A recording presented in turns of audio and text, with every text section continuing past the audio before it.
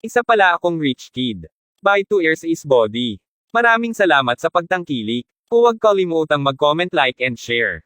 At kung hindi ka pa nakasubscribe sa aking channel, maanong pindutin ang subscribe button at pakihit na din ang notification bell para maging updated ka sa aking mga videos.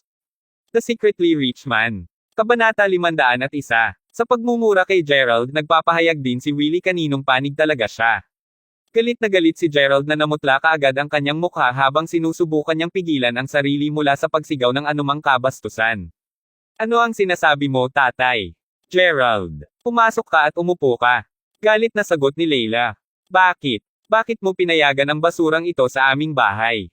Siya ang uri ng basurahan na patuloy na nagsasamantala sa amin habang tumutulong sa iba sa lihim.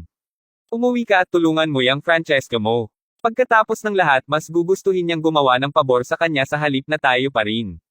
Hindi lang si Francesca ang naging Vice Deputy Director dahil sa kanya, naging Director din siya. Ang pamilya Jung ay walang nakuha mula sa kanya. Mapait na sinabi ni Leia. Pasigaw na sinabi ito ni Leia sapagkat alam niya na ang pabor na ibinibigay ni Gerald kay Francesca ay sobrang labis na labis para sa kanya na hawakan. Imposible para sa kanya na ibigay ang maraming mga negosyo sa kumpanya sa kanya. Dahil hindi niya makuha ang tulong niya, hindi na niya kailangang bigyan pa ng mukha, di ba? Sa gayon, pinagsabihan niya siya ng masungit hanggat maaari. Manalo ka. Malaki na ang naitulong sa iyo ng aming pamilya at sinisikap pa ng iyong tiyo Jung na makakuha ka ng trabaho. Gayunpaman, nagbigay ka lamang ng 70,000 dolyar sa kanya kahit na mayroon ka pang 70,000 sa iyong bank account.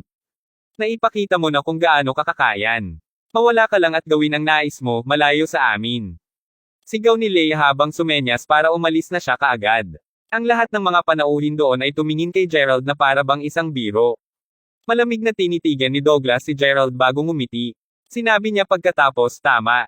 Si Gerald ay mayroon pa rin 70,000 dolyar ngunit siya ay binigyan ka lamang ng 70,000. Malinaw na sumalungat iyon sa napagkasundoan. Hindi makatuwiran. Pulang-pula ng mukha ni Willie sa galit na nagsimula siyang humihimas bago itinuro kay Gerald. Ikaw, lumabas ka agad sa bahay ng pamilya Jung. Pagkalipas ng 1 segundo, kinuha niya ang isang tasa ng scalding hot tea sa mesa bago ihagis ito patungo sa direksyon ni Gerald. Ang tasa ay nabasag sa mga paa ni Gerald, nagwisik ng mainit na tsaa laban sa kanyang pantalon. Ramdam ni Gerald ang sumisiksik na likidong nasusunog laban sa kanyang laman. Tay, anong ginagawa mo? Si Gerald ang nagpauwi sa akin. Pag-aalalang sigaw ni Leila. Hindi mo na may uugnay ang iyong sarili sa bansang ito ng bukol sa hinaharap, Leila. Galit na saway ni Willie. Si Gerald mismo ang sumulyap ng mga punyal kay Willie at Leia. Kung may iba pa sila, naisugod na sana ni Gerald at Yorokon sila hanggang sa mamatay na hindi man lang nag-abala tungkol sa mga kahihinatnen. Gayunpaman, kinuyom niya ang kamao at nilamon ang sama ng loob bago tumalikod kaagad at umalis. Sa kanyang isipan, patuloy niyang sinabi sa kanyang sarili kung gaano kahusay ang magiging reaksyon nila noong isang araw na nalaman nila kung sino talaga siya. Sasabihin pa niya sa kanila kung sino ang totoong pagkakakilanlan ng kanyang ama para lamang mag-rub ng asin sa kanilang mga sugat. Ngunit ngayon ay hindi ang araw na iyon. Hindi pa oras ilang sandali matapos na umalis si Gerald sa galit, dumating si Cindy sa isang taxi. Kasama niya ay isang bag na puno ng mga regalo. Matapos marinig ang kwento ng kanyang ina, naisip niya na dapat silang dalawa ni Tia Leia ang nagtatago sa lihim. Alam na ang kanyang Tia Leia ay nagdusa ng napakalaking dagok, nagpasya siyang personal na lumapit upang salubungin siya. Pagpasok niya ay nginitian siya ni Leia. Cindy, nandito ka. Kahit na ang mga may sapat na gulang ay kaaway, ang mga bata ay inosente pa rin. Walang hawak si Leo laban kay Cindy at ganoon din ang kay Lacey kay Leila. Pagkaraan ng ilang hakbang papasok sa kanilang bahay, napansin ni Cindy ang sirang tsaa sa sahig. Nakita din niyang umiiyak si Leila. Hindi alam kung ano ang nangyayari, simpleng tumango lamang ito at inilagay ang bag ng mga regalo sa isang mesa bago tumungo sa tagiliran ni Leila upang aliwin siya. Mabuti na lang, Willie. Hindi ito sulit na mawala ang iyong galit. Hindi tulad ng isyu sa mga gumuho ng mga gusali bago ito, na-drag ka sa iyong kasalukuyang posisyon. Teknikal na wala kang ginawang mali sa oras na ito upang karapat-dapat sa demotion na ito. Isa lang ang nakikita kong solusyon sa bagay na ito. Sabi ni Gary. Ano ang nasa isip mo, Gary? Sagot ni Willie habang dahan-daang bumawi ng hininga. Kailangan mong umasa sa mga relasyon ng Dream Investment Group sa oras na ito. Para sa bagay na ito, mas mabuti kang maghanap ng mas malakas na mga figure tulad ng mga palaging nakasabit sa paligid ni G. Crawford.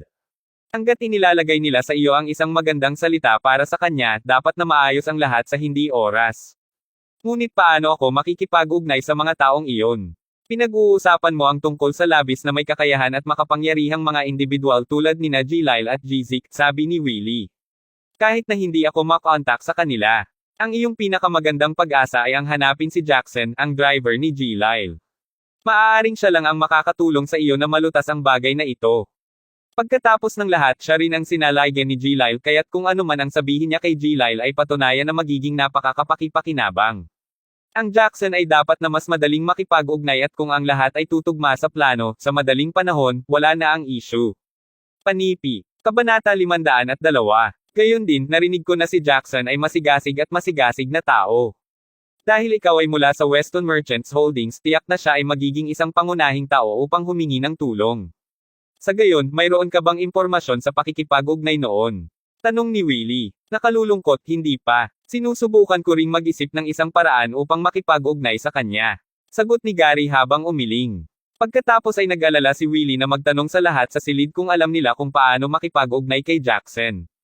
Tio Jung, may kilala talaga akong makakatulong sa iyong makipag-ugnay sa taong Jackson na ito. Pasigaw na sabi ni Cindy. Halika ulit. Totoo ba ang sinabi mo, Cindy?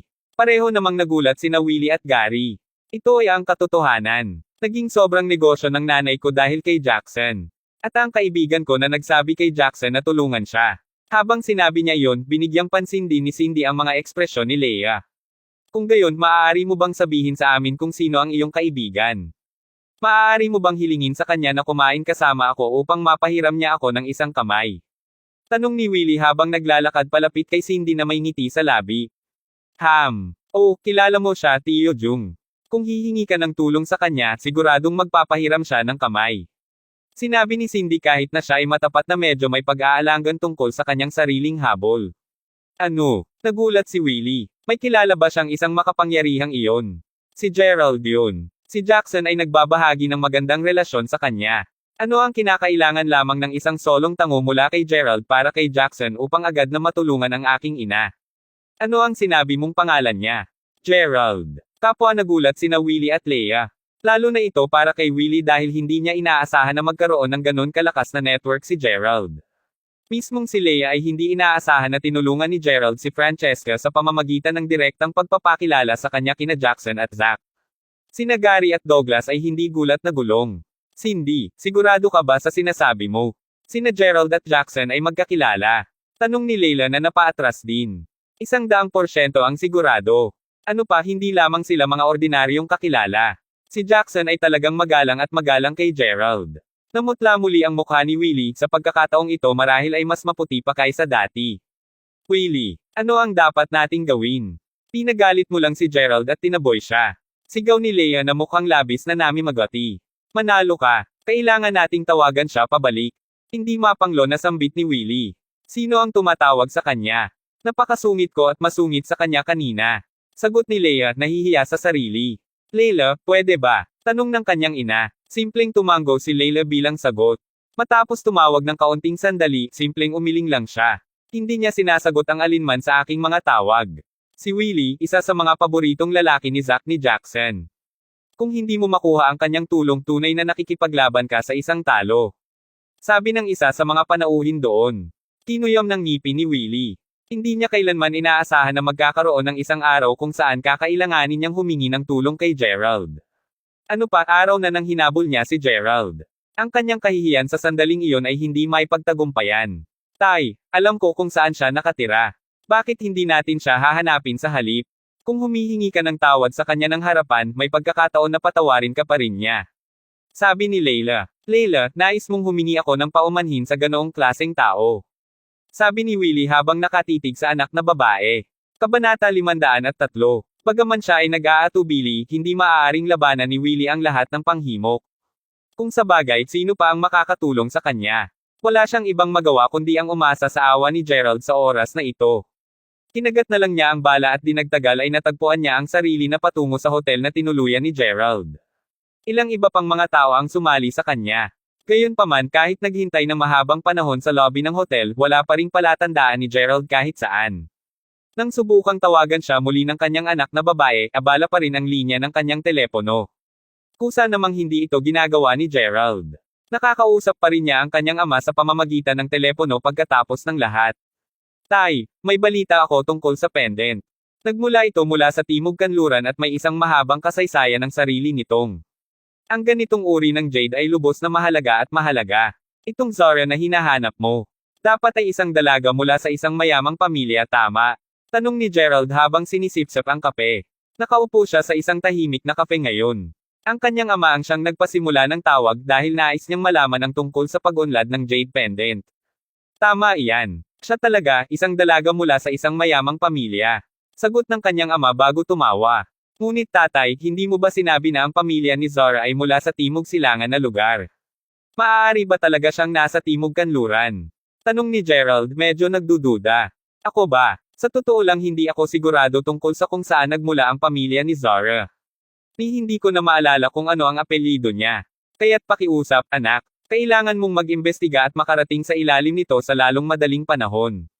Ipaalam sa akin kung ano ang mga resulta sa lalong madaling magagamit sila. Nakangiting tugon ng kanyang ama.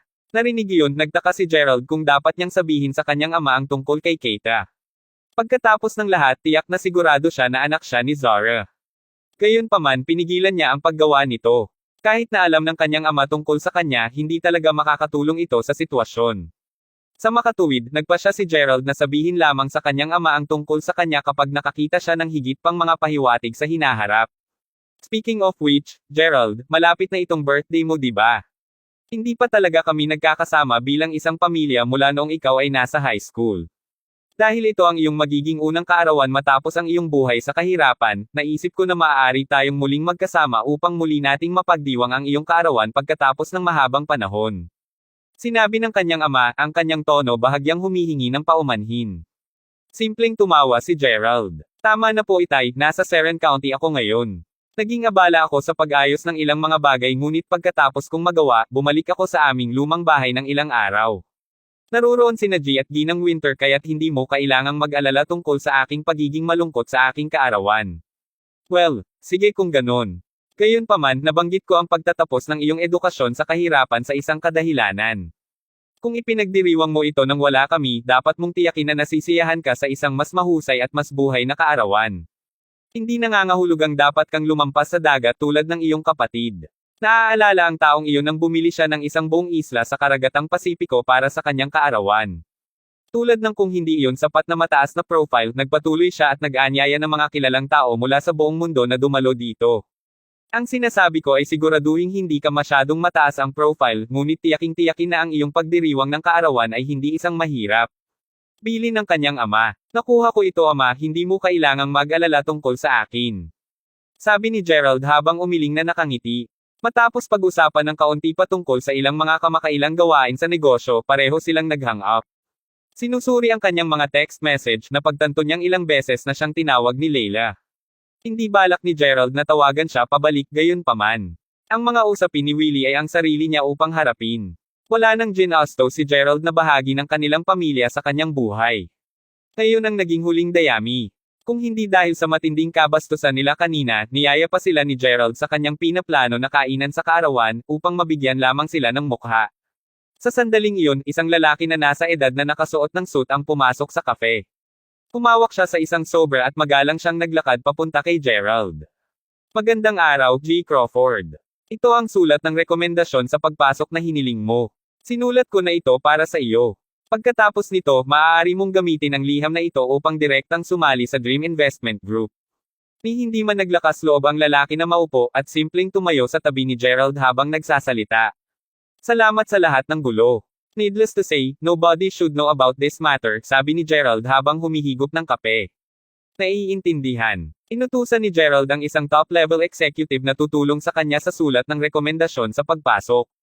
Matapos ang kanyang huling pag-uusap kay Zeno, nalaman ni Gerald na ang panloob na sitwasyon sa grupo ng pamumuhunan ay medyo magulo. Sa makatuwid, binalak ni Gerald na sumali at maging bahagi ng grupo ng pamumuhunan upang subukan at maunawaan ang lahat ng nangyayari sa loob. Alam ni Gerald na kung siya ay mag-iimbestiga sa ilalim ng pangalan ni G. Crawford, hindi niya talaga malalaman ang anupaman. Ito ay magiging lubhang mahirap sa katunayan. Dahil si Zack ay abala na sa pagtakbo sa pagitan ng Mayberry City at Seren County habang nakatingin din sa Jade Pendant para kay Gerald, nakaramdam ng sobrang hiya si Gerald upang guluhin siya. Sa pamamagitan mismo ng pagsali sa kumpanya, makikita din mismo ni Gerald kung masama ang sitwasyon tulad ng inilarawan sa kanya ni Zeno. Kabanata 504. Karamihan sa mga orihinal na kawani mula sa Mayberry Commercial Group ay nanatili sa trabaho sa proyektong pagbuo ng York North Mountain habang sinusunod nila ang mga prinsipyo ng pamumuhunan sa Seren County. Sa makatuwid, bukod sa ilang iba pang mga ehekutibo na nagmula rin sa Mayberry Commercial Group, ang natitirang mga ehekutibo sa Dream Investment Group ay narekrut sa pamamagitan ng pagsasama ng kumpanya at bagong pangangalap. Gayunpaman, hindi pinansin ng kumpanya ang nepotism na marahil ang dahilan kung bakit maraming mga makulimlim na pakikitungo. Naintindihan ito ni Gerald, ngunit maaari itong maghintay. Sa ngayon, mas mahalaga ang tanghalian. Nasiyahan siya sa isang simpleng tanghalian bago bumalik sa kanyang silid kung saan nagpalit siya ng suit at isang pares ng leather boots. Nagdala siya ng isang kopya ng kanyang mga dokumento sa pakikipanayam at ang liham ng rekomendasyon bago magtungo sa Dream Investment Group upang dumalo sa kanyang panayam. Hello ganda. Ang ika-26 na palapag ba ang dapat kong puntahan kung dumadalo ako sa isang pakikipanayam para sa Departamento ng Pamumuhunan? Tanong ni Gerald sa isang batang babae na kakalabas lang ng elevator na may bitbit na mga dokumento. Oo. Narito ka para sa isang pakikipanayam, tama. Tama ang ika-26 na palapag. Tila nasa kaedad niya si Gerald. Nagkaroon siya ng paningin sa kanya ng sariwang nagtapos ng unibersidad. Salamat. Nakangiting sabi ni Gerald. Maligayang pagdating Sa sobrang pagtuon niya sa pagtugon kay Gerald, aksidenteng nahulog niya ang lahat ng kanyang mga dokumento sa lupa. Agad na nag-squat si Gerald upang tulungan siyang kunin ang mga dokumento. Nag-apply ka ba para sa isang internship dito kaagad pagkatapos magtapos din? Nakangiting tanong nito habang tinutulungan siya ni Gerald na kunin ang mga dokumento. Bingo! Gaano katagal ka nang nagtatrabaho dito? Ganting tanong ni Gerald. Ay, nagsimula lang akong magtrabaho ilang araw na ang nakakaraan kaya wala pa akong masyadong alam. Hehe, gayunpaman, alam ko na galing din ako sa Departamento ng Pamumuhunan. Nais kong good luck sa iyong pakikipanayam sa ibang pagkakataon. Dahil malamang na magiging mga kasamahan tayo sa hinaharap, sige at ipakilala ko muna ang aking sarili. Faye ng pangalan ko. Sabi niya habang nakangiti ulit. Ang kasiyahan na makilala kita, Faye. Gerald. Ganun din, Gerald. Gayon din, narito ang iyong elevator. Good luck ulit sa panayam mo. Sinabi ni Faye habang gumagawa ng isang pose sa tagumpay upang makita ni Gerald. Pasimpleng tumango si Gerald na nakangiti bago tumungtong sa elevator. Ang batang babae ay medyo maganda at ang kanyang mga tugon ay nagre-refresh at kaaya-aya. Inisip siya ni Gerald bilang isang disente, gayon pa rin kawili-wiling tao. Nang huminto ang elevator sa ikalimang palapag, may pumasok pang ibang kagandahan. Nagsuot ito ng itim na uniforme at kamukha ni Gerald din ang edad. Dahil nandito si Gerald para sa isang pakikipanayam, natural na kinailangan niyang batiin ang lahat na nakilala niya. Ngumiti siya habang tumango papunta sa kanya. Gayunpaman, simpleng sumulyap siya ng malamig sa kanya nang hindi man lamang tumango. Nagpatuloy siya sa pagtugtog ng kanyang telepono sandali bago napansin ang sahig na tinungo ni Gerald. Tumingin siya sa kanya bago nagtanong ng basta-basta bago sa Departamento ng Pamumuhunan. Hindi. Narito ako para sa isang pakikipanayam. Sabi ni Gerald habang nakangiti. Hehe, kaya hindi mo pa nakuha ang trabaho. Tila medyo tiwala ka, ngunit sa totoo lang hindi ako sigurado kung talagang gagawa ka ng gupitin. Sagot ng dalaga habang nakatingin kay Gerald. Tila sigurado ka. Bakit ganon? Tanong ni Gerald, medyo nataranta sa kanyang tugon. Maiintindihan mo pagdating mo sa taas. Sa totoo lang medyo malas ka na ang Departamento ng Pamumuhunan ay naghahanap lamang upang kumuha ng isang lalaki at babae sa oras na ito. Saglit na iniisip ito ni Gerald. Maayos ang pananamit niya ngayon at alam niya na may sapat siyang kumpiyansa at tamang pag-uugali na dapat kunin. Bakit siya mawawala ng swerte? Hindi nagtagal, dumating sila sa 26 na palapag. Sa oras na dumating si Gerald sa interview hall, naintindihan na niya sa wakas ang ibig sabihin nito. Kabanata 505. Hindi bababa sa 40 mga gwapong lalaki at magagandang kababaihan ang naroon, naghihintay na makapanayam. Habang naglalakad siya patungo sa hall ng pakikipanayam, dumaan siya sa isang lugar ng opisina. Mas maraming mga kababaihan ang nagtatrabaho doon at sa tuwing makakakita sila ng isang gwapong lalaki na papalabas sa elevator, hihingal sila ng malakas at kumilos na para bang wala pa silang nakitang isang lalaki sa buong buhay nila. Nasabi ni Gerald na may kapansin-pansing mas malambot na hininga nang siya ay lumabas ng elevator kumpara sa lalaking sumunod na lumabas. Kulang ba talaga siya sa ganyang alindog? Hindi niya mapigil ang sampay ng konti sa kanyang isipan. Nako, narito ang 38 tao. Kumukuha lang sila ng 2 tao ngayon kaya bakit marami sa atin ang dumating para sa pakikipanayam? Ang boses ay nagmula sa isa sa mga batang babae na binibilang ang bilang ng mga tao na dapat nilang kalabanan. Ito ay lubos na nakalulungkot, totoo lang. Hoy, tingnan mo ang lalaking iyon. Mag-isa siyang dumating. Talaga bang naiisip niya na makukuha niya ang trabaho batay sa kanyang pamantayan lamang? Alam ko, di ba? Bukod sa kanyang medyo gwapo na hitsura, wala nang iba pang nakakaakit sa kanya. Hindi ko maisip na malayo siya kumpara sa gwapong lalaki na nakita natin kanina pa. Sakto. Mas makabubuting umalis na lang siya ngayon para hindi na siya mag-aksaya ng oras natin. Ito ang sinabi ng mga lalaking kinakapanayam na naghihintay doon nang makita nila si Gerald. Tapat din ang pakiramdam nila ng pressure. Karamihan sa kanila ay dumating sa mga pangkat at dahil sa lahat ng kompetisyon, ang ilan sa kanila ay hindi mapigil ang mapangutya ng hindi seremonya upang panatilihing kalmado ang kanilang sarili. Huminga lang ng malalim si Gerald habang nakikinig sa mga panlalait at panunuya nila. Gayunpaman, hindi siya nag-react. Kung sa bagay, alam niya kung ano ang pakay niya rito ngayon. Sa sandaling iyon, bumukas ang pinto ng elevator at isang matangkad na batang babae ang lumabas. Tumingin siya na hindi bababa sa 170 sentimo ang taas. Siya ay may mahaba, kulay burgundy na buhok, at ang kanyang figure ay maganda. Kahit na ang kanyang balat ay lubos na patas. Nagbigay siya ng napakahusay na imahe at ugali din. Anong Diyosa? Katulad ng iba, lumakad siya patungo sa hall ng pakikipanayam na may dalang isang tumpok ng mga dokumento. Nang makalapit siya, karamihan sa mga batang babae doon ay tumahimik agad. Karamihan sa mga lalaki, sa kabilang banda, ay nakatingin sa kanya na may mga puso sa kanilang mga mata. Kahit si Gerald ay hindi maiwasang tumingin sa kanya. Napakaganda lang niya. Kung siya ay magiging ganap na matapat, ang kagandahan nito ay katulad ng kay Gia. Well, hello there. Maganda, dito para sa panayam. Napakagandang pagkakataon na nagkita kami. Kung hindi ito masyadong maginhawa para sa iyo, maaari mo ba akong idagdag sa iyong WeChat?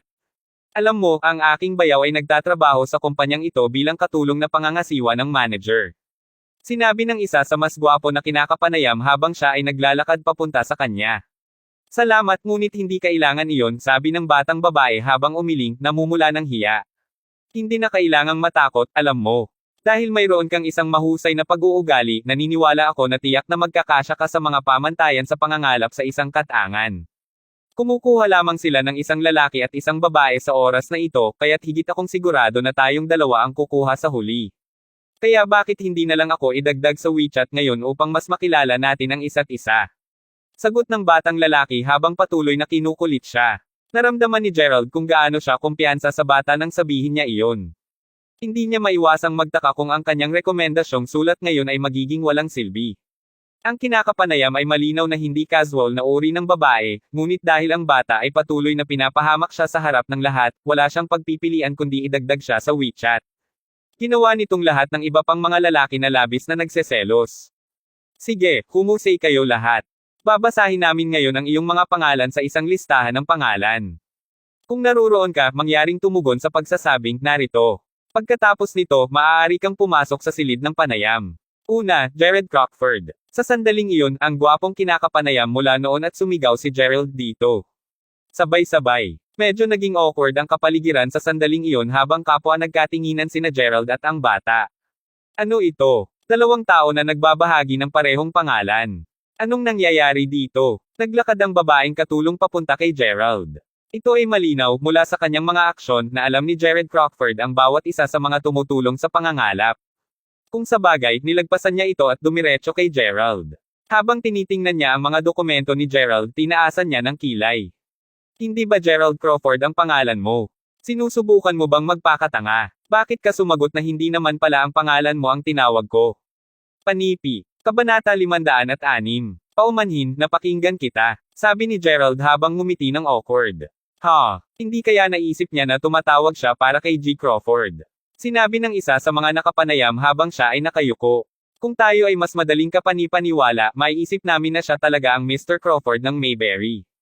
Nagtawanan ang lahat doon. Pati ang magandang dalaga mula kanina ay nakangiti din. Nanatiling tahimik si Gerald, alam na napahiya niya ang sarili. Tumayo si Jared at pumasok para sa kanyang panayam. Ilang sandali pa ay lumabas na siya na may smug na ngiti sa labi. Hoy Jared, ano ang tinanong nila sa panahon ng panayam? Pag-aalaga na makatipid sa amin ng ilang mga tip. Maraming tao ang agad na nagtipon sa paligid niya sa lalong madaling paglabas niya. Nako, walang espesyal, sa totoo lang. Ang ginawa ko lang ay casual na pakikipag-usap at nagawa ko pa silang patawanin. Tinanong pa nila ako kung kailan ako magagamit para sa trabaho. Ito ay talagang walang anumang hamon. Sabi ni Jared, ang mga kamay ay nasa bulsa. Ang iba pang mga lalaki ay nakatitig kay Jared sa pagkainggit. Tiyak na nakukuha niya ang nag-iisang posisyon na nakalaan para sa mga lalaki. Isa-isa, bawat isa ay pumalit upang makapanayam. Isinama ni Gerald ang kanyang referral letter sa dala niyang dokumento. Matapos tinanong ng ilang mga katanungan siya ay natapos din. Ang natitirang gawin ay maghintay para sa mga resulta na mailabas. Ang ilan sa kanila ay umalis kaagad pagkatapos ng panayam. Si Jared mismo ay abala sa pagsubok na simulan ang isang pag-uusap sa parehong batang babae mula dati. Ang mga resulta ay out.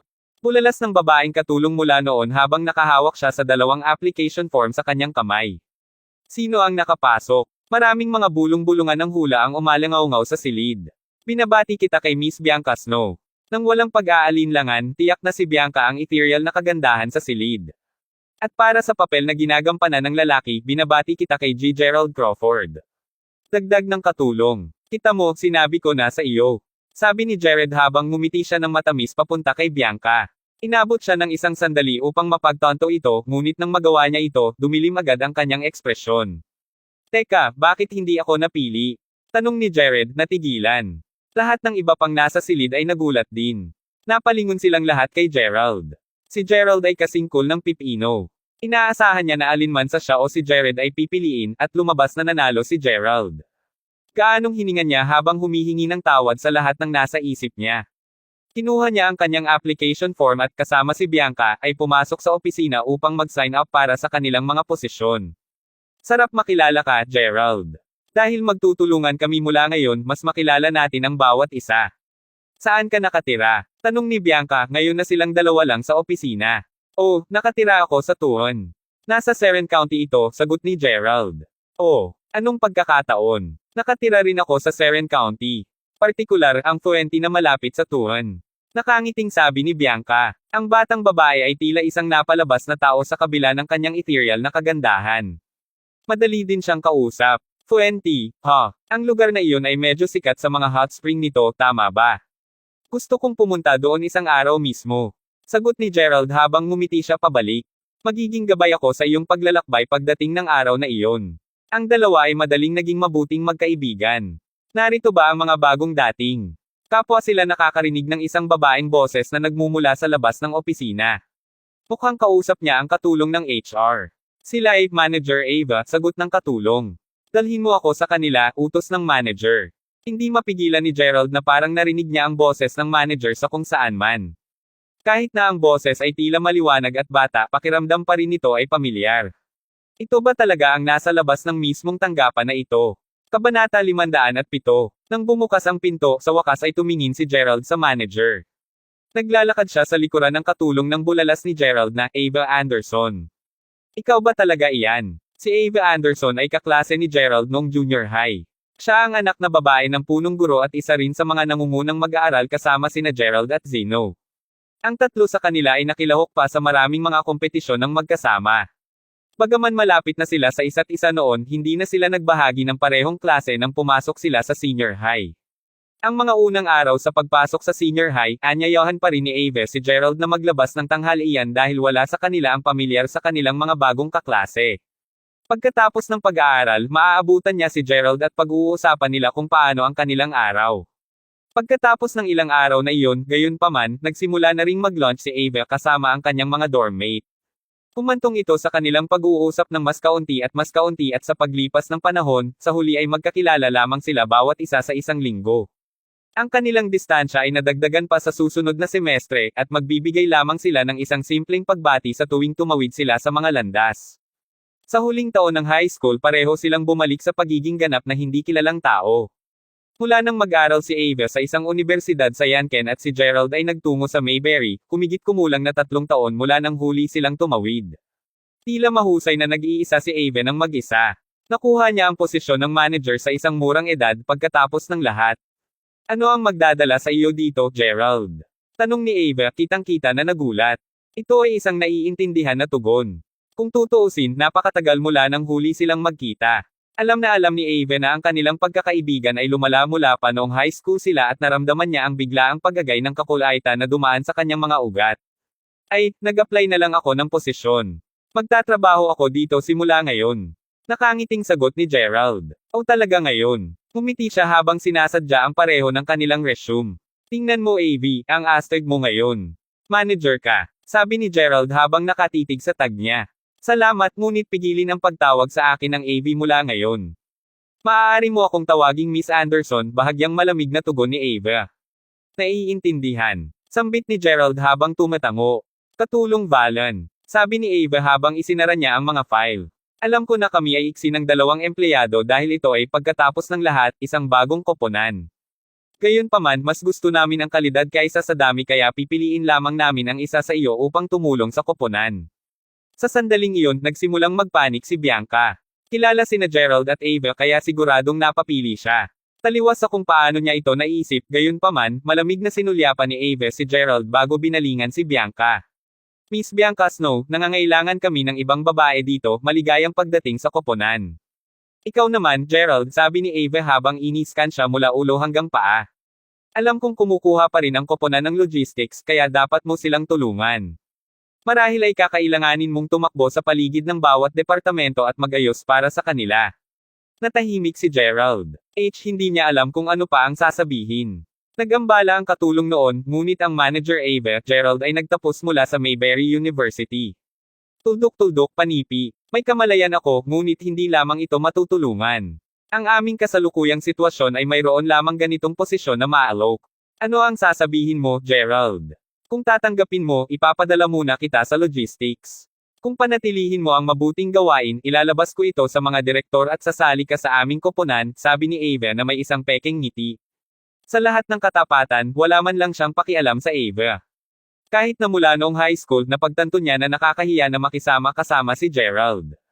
Kabanata 508. Si Gerald ay nagmula sa isang mahirap na pamilya kung tutuusin.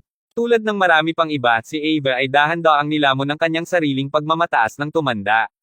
At tulad ng iba pa, ang kanyang pagmamataas ay umabot sa rurok nito sa mga taon ng unibersidad. Sigurado, sabi ni Gerald habang tumatango. Hindi niya talaga alintana, bagaman medyo napaatras siya sa malamig na pagtrato sa kanya ni Ava. Kagad pagkatapos makumplito ang proseso ng aplikasyon, nagsimulang magtrabaho sina Gerald at Bianca sa kanilang nakatalagang posisyon. Naupo si Gerald sa isang maliit na sulok ng opisina at nagsimulang magtrabaho kaagad. Ang kanyang trabaho ay upang pamahalaan at pag-uri-uriin ang mga file. Sa halip ay natuwa siya dahil makakatulong ito sa kanyang pagsisiyasat. Makalipas ang ilang sandali, nagpasya si Gerald na magtungo sa mga gents. Pagkatapos niyang magawa, aalis na sana siya nang marinig niya ang mahinang pagbulong mula sa mga kababaihan. Halika sa opisina upang matapos ang isang pakikipanayam. Kailangan mong maging mabilis kahit na. Naisip ko ang isang posisyon para sa iyo kaya may utang ka sa akin. Umalangaw-ngaw ang bahagyang naririnig na boses sa mga stall. Ano? Wala ng posisyon. Well, tama ka pero may hindi inaasahang nangyari. Tatanggapin sana ang bayaw ng aming director, ngunit kahit papaano, ang aking kaklase sa junior high ang nakakuha ng trabaho. Hey, huwag kang mag-alala tungkol dito. Alam ko na ang tungkol sa kanyang background kaya't anumang trabaho ang magagawa para sa kanya. Ipinadala ko siya sa koponan ng logistics at ang lokong iyon ay masayang tinanggap ang aking alok. Kaya makinig ka dito, may pagkakataon ka pa. Huwag hayaang masayang ang oportunidad na ito. Ang lahat ng kulay ay pinatuyo mula sa mukha ni Gerald. Siguradong Ava iyon. Mukhang na-set up na siya. Naalala ni Gerald kung gaano nagulat ang katulong kanina pa. Kaya't dinadala ni Ava ang kanyang sariling mga tao sa kumpanya din. Ang bagong nabuo na pangkat ng pamumuhunan ay para lamang sa palabas na isip ni Gerald sa kanyang sarili. Napagtanto niya ngayon kung magkano ang impormasyong maaari niyang makolekta sa pamamagitan lamang ng pagiging isang undercover na espiya sa kumpanya. Si Ava ay hindi iniligtas sa kanya ng anumang awa sa oras na ito, kaya siguraduhin ni Gerald na ibalik ang pabor pagdating ng oras. Gumawa siya ng mental note ng insidente bago bumalik sa trabaho. Tulad ng inaasahan, isang buong araw ng trabaho sa opisina ay tiyak na mainip.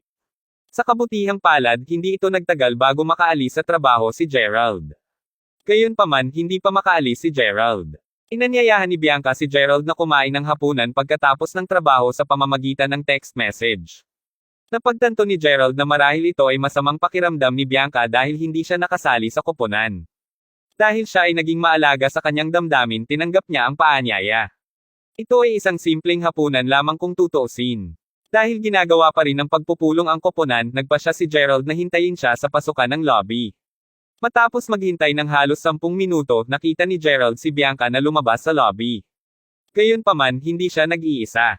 Sumunod sa likuran niya si Ava. Nako, Gerald, pasensya na. Nakalimutan kong ipaalam sa iyo na hindi ako makakaya para sa hapunan ngayong gabi. Sinabi sa akin ni Manager Ava na mayroon siyang isang taong nais niyang ipakilala sa akin sa hapunan. Sabi ni Bianca habang nakangisi ng paumanhin. Walang alalahanin, magsaya ka. Sagot ni Gerald habang nakangiti siya ng medyo malungkot. Sa kabilang banda, si Ava ay simpleng tumingin sa kanya sandali, kinikilala ang kanyang presensya bago sumakay sa kotse niya kasama si Bianca. Habang siya ay naglalakbay kasama siya, nagsimulang magring ang telepono ni Gerald. Ito ay isang tawag mula kay Zach Lyle. Kabanata 500. Ginoo Crawford, gusto ko lang magtanong.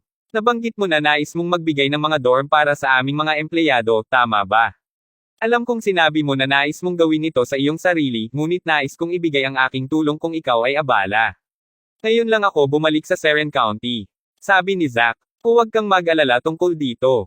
Meron na akong naiisip na lugar. Ipagawa ko sa iyo ang natitirang bilhin ko ito. Sa palagay ko dapat kang tumuon sa pangyayari sa Jade. Panatag na sagot ni Gerald. O sige, G. Crawford. Oh, ngunit isa pa, ito ay pansarili, hehe. Malapit na ang iyong kaarawan. Palagi kaming nag-aayos ng isang malaking kasiyahan para sa iyo na sumusunod sa tradisyon ng aming pamilya. Kaya, saan mo nais na gaganapin ito? Mas gugustuhin kong ipagdiwang ang aking kaarawan pabalik sa dating tinitirhan ko. Sa palagay ko hindi kinakailangan ang isang partido. Magkasama lang tayo sa masarap na hapunan. Sambit ni Gerald habang nakaipon siya ng pekeng ngiti. Dahil bata, sanay si Gerald na hindi ipinagdiriwang ang kanyang kaarawan. Noon, ang ginawa niya lang ay ang pagkakaroon ng masarap na pagkain ng mag-isa o kasama ang Winters. Bukod, ang kanyang malapit na pamilya ay hindi na nakatira kasama niya mula noong high school. Kahit na nais niyang ipagdiwang ang kanyang kaarawan, walang tao dito na gawin ito sa kanya. Oo naman, anumang sasabihin mo, G. Crawford. Bulalas ni Zach. Pagkatapos ay tumambay si Gerald pagkatapos. Pinag-uusapan ang pagbili ng pag-aari para sa mga dormitoryo ng mga empleyado, mayroon nang naisip na lugar si Gerald. Dito niya binili ang pag-aari ng huli. Medyo malapit ito sa kumpanya, at disente rin ang kapaligiran. Dahil nasira ang kanyang hapunan, naglakad si Gerald papunta sa sentro ng real estate upang harapin ang proyektong ito sa kamay. Sa harap ng real estate center, 2 kotse ang humila sa pasukan, at isang pangkat ng 8 lumabas ng kanilang mga sasakyan isa-isa. Kamusta doon, nandito ka ba upang maghanap ng pag-aari? Maaari kitang ipakita sa paligid kung nais mo. Agad silang binati ng isang ahente ng real estate. Ang 2 ito ay nais bumili ng bahay para sa kanilang kasal. Nandito lang kami para samahan sila. Bulalas ng isa sa mga batang babae. Sabihin, Morgana, ang kasintahan mo ay mayroon ng sapat na bahay. Hindi ba masarap na tumira kasama din ang kanyang pamilya? Hindi ba't hindi makatuwiran na bumili ng bagong bahay? At ito ang pinakamahal sa lungsod. Tanong naman ng ibang babae. Tila ang mga bibili ng bagong pag-aari ay si Morgana Lopez at ang kasintahan. Sa palagay ko mas mabuti ang paraan upang lumipat, hindi maginhawa ang manirahan kasama ang mga magulang. Sa pamamagitan ng isang bagong bahay, kayong dalawa ay maaaring gumugol ng ilang oras na magkasama. Ngunit ang isa pang batang babae ay bulalas. Iyon talaga ang iniisip namin. Nais naming makagugol ng ilang oras na nag-iisa. Siya nga pala, Lillian, hindi mo ba sinabi na natagpuan mo ang iyong sarili na isang kamanghamanghang kasintahan? Bakit hindi siya sumama sa amin ngayon? Tanong ni Morgana. Dahil lahat sila ay magkaibigan mula noong high school, nais ng grupo na magkita muli pagkatapos ng lahat ng mga taong ito. Gayunpaman, kailangan nilang maghintay para makawala si Morgana sa trabaho mula sa ospital at pumili ng isang bagong bahay. Sa makatuwid, lahat sila ay sumama sa kanya sa gitna. Ang aking kasintahan ay hindi darating ngayon. Awkward naman na sagot ni Lillian. Alam ni Lillian na wala talaga siyang kasintahan. Kahit na ginawa niya iyon, si Gerald lang ang kumikilos bilang kasintahan. Hindi naman talaga. Kumusta naman sa'yo, Sharon? Hindi mo ba sinabi na sumali sa amin ang kasintahan mo? Humarap si Morgana kay Sharon at nagtanong. Makakarating siya rito ng kaunti. Sumulyap si Sharon sa direksyon ni Lillian pagkatapos ay bumalik sa Morgana. Ang bawat tao roon ay may kamalayan ng mga alingaw-ngaw tungkol sa kung ano ang nangyari sa pagitan nina Sharon at Lillian. Sa makatuwid, sinusubukan nilang lahat na panatilihin ang kanilang mga saloobin sa kanilang sarili sa sensitibong paksang ito. Tingnan lamang natin ang mga pag-aari, pagkatapos ay maaari tayong magsaya pagkatapos pumili ng isa. Mungkahi ni Howard. Lahat sila ay humakbang sa gitna at nagsimulang pumili mula sa kanilang iba-markang paiwati ibang mga pagpipilian. Ngunit ang kalagayan ay tila medyo malabo kaya kailangan nila ng pagbabago ng paksa upang magaan ang pakiramdam. Biglang sinira ni Sharon ang katahimikan, ay oo, bakit hindi sama-sama sa amin ngayon sina Zella at Waylon? Noon, palaging sumasali si Waylon sa mga pagtitipong tulad nito. Panipi. Kabanata 510. Ay, huwag na lang natin silang banggitin. Si Waylon ay tila sinasakop ng mga usapin ng pamilya. At Zella, binigyan ko siya ng isang tunog, at sinabi niya na hindi maganda ang pakiramdam niya kaya't hindi rin siya darating. Kung gayon hulaan ko makikita natin sila sa susunod. Nga pala, Morgana, hindi mo pa sinabi sa amin ang iyong sikreto, kamusta ang progreso mo? Halos napakabilis mong lumipat ng mga industriya. Tanong ni Sharon. Nang marinig ang katanungang ito, naging mahirap ang ekspresyon ni Howard. Umubo si Morgana, kitang-kita rin ang awkward dahil sa tulong ni Gerald. At mabuti, malaki rin ang naitulong sa akin ni Howard. Gerald. Nang marinig ang kanyang pangalan, nagulat sina Sharon at Lillian. Sa totoo lang, tinanong sila ni Sharon tungkol sa bawat solong kaklase, na parang nag-aaral sa ibang bansa at nais na abutin ang lahat, kahit na sa Mayberry lamang siya sa buong panahong ito. Pareho sa mga batang babae ay namamatay upang tanungin kung sumali si Gerald sa kanila, ngunit napunta sila sa pagtatanong tungkol sa bawat iba pang kamag-aral ngunit siya. Hindi nila mapigilan dahil si Gerald ay isang nakakaantig na paksa para sa kanilang dalawa. Ay oo, maaaring hindi ninyo alam ito, ngunit naging maayos talaga si Gerald. Ibang-iba na siyang tao ngayon. Nagpasalamat na bulalas ni Morgana. Tumahimik sina Lillian at Sharon. Paano nila hindi nalaman na ibang tao siya ngayon? Mayroon lamang siyang kaunting koneksyon sa paligid ng lugar, malaking bagay. Howard Huff. Ngayon na inalis ni Gerald ang pansin mula sa kanya, ang reputasyon ni Howard sa klase ay wala na sa itaas. Noong high school, siya at si Waylon ay parehong pinag-uusapan ng klase. Ngunit parang, kanina lang, ang pinag-uusapan lang nila ay si Gerald. Biglang, sinabi ng isa sa mga batang babae sa isang nagulat na tono, guys, tingnan mo. Hindi ba yun si Gerald? Bakit siya nandito? Ang lahat ay lumingon sa direksyong tinuro niya, at ang silwete ni Gerald ay nahulog sa kanilang larangan ng paningin. Siya talaga ito. Bulalas ni Lillian. Kanina pa siya nagte-text sa kanya mula nang bumalik siya, ngunit hindi siya tumugon sa alinman sa kanyang mga teksto. Dismayado siyang naayos na nawala ang lahat ng nararamdaman sa kanya ni Gerald. Ang kanyang biglang hitsura ay napuno siya ng galak at ginhawa.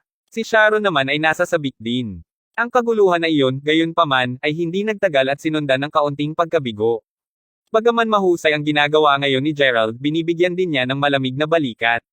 Talaga, kapwa sila nalunod sa magkahalong emosyon sa sandaling ito. Tila napansin ito ni Morgana. Lillian, Sharon, may nangyari ba sa pagitan ninyong dalawa ni Gerald noong Mayberry? Hindi talaga. Kahit na mayroong, sasabihin ko na ang isang tiyak na may nakakakuha ng malamig na balikat mula kay Gerald, kahit na siya ang pinakamaganda sa kanya noon. Kinutya ni Lillian. Iyon lang isang beses na kinuha kanya, big deal. Sino ang nagsabi sa iyo na binibigyan niya ako ng malamig na balikat? Nagpout si Sharon. Tila nasa gilid na sila ng pagsisimula ng away. Isa sa mga batang babae ay nag-ideya at iminungkahi, bakit hindi na lang tayo umupo roon at tingnan kung sino ang unang binabati ni Gerald kapag nakita niya tayo. Oo naman, magiging sorpresa rin siya. Sa sandaling tumingin siya, malalaman niya na lahat tayo ay narito. Tiyak na mabibigla siya niyan. Chuckled Morgana. Napalubog si Howard sa panibugho, ngunit ang lahat ay nakaupo sa sofa sa gilid, kaya't kailangan din niyang sundin ang mga ito. Sa sandaling iyon lamang, dahan-daang tinungo ni Gerald ang real estate center. Kabanata 511. Si Gerald ay nagmamadali. Alam niya na dapat tapos na ito sa 2 araw na ang nakakalipas.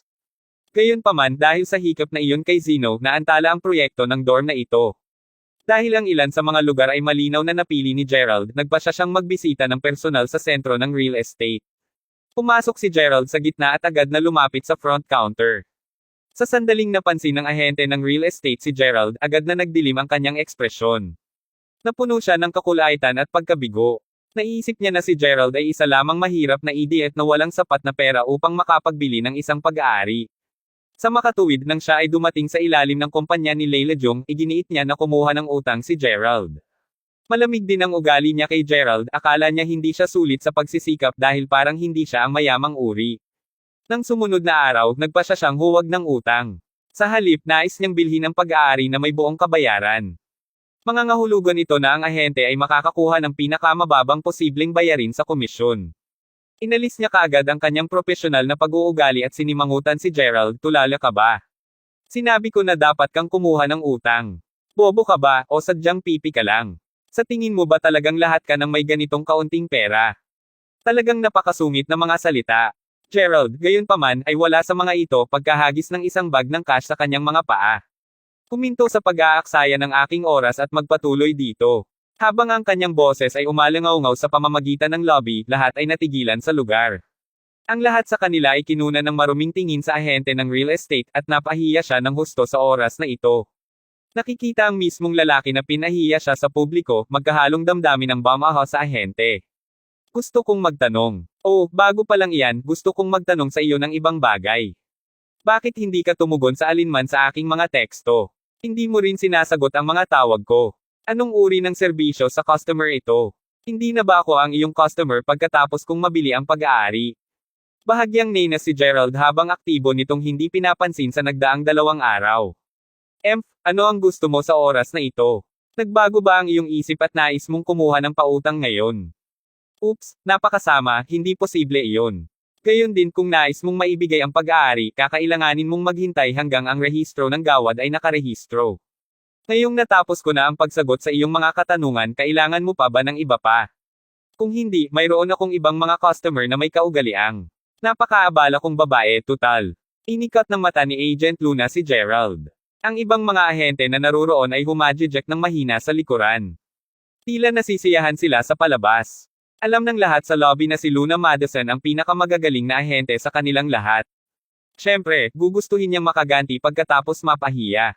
Sa matulin na paggalaw, tinipon ni Luna ang lahat ng kanyang mga dokumento at nagtungo sa kabilang bahagi ng counter upang ipagpatuloy ang kanyang trabaho.